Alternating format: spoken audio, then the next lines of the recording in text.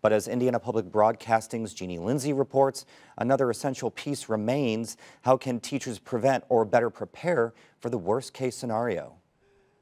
A week before school started in Brown County, class was already in session for this group of educators, law enforcement, and mental health professionals.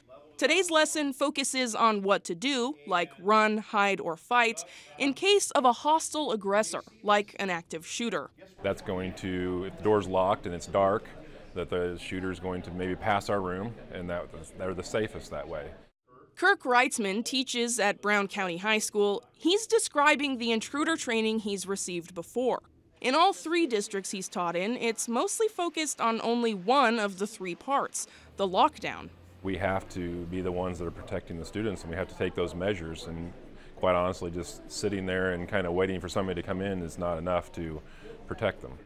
So teachers and administrators say more thorough training with the run, hide, fight strategies gives them tools to better protect themselves and their students.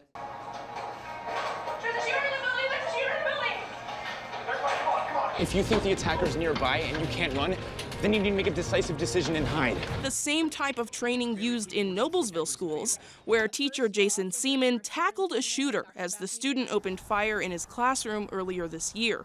No one died, and the shooter injured only 2 people, including Seaman. I want to make it clear that my actions on that day, in my mind, were the only acceptable actions I could have done given the circumstances. I deeply care for my students and their well-being.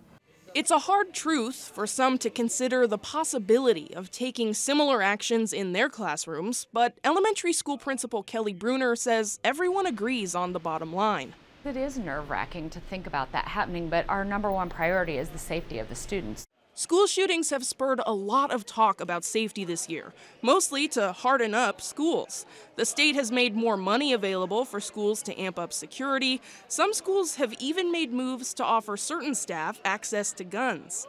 But educators and other officials have also stressed the importance of another, softer side of safety. In an interview earlier this year, State Superintendent of Public Instruction Jennifer McCormick said mental and behavioral health remains a key part of the conversation. That whole piece, the whole child well-being piece, we're looking at our systems of care in Indiana. Not all counties are where we need to be, so we're looking at gaps. Future teachers want to close those gaps too.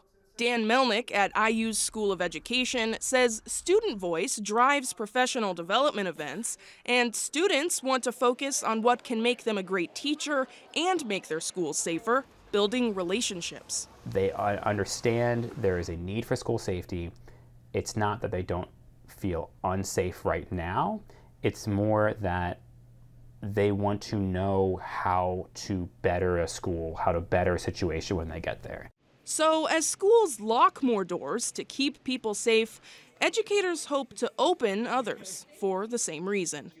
For Indiana News Desk, I'm Jeannie Lindsay.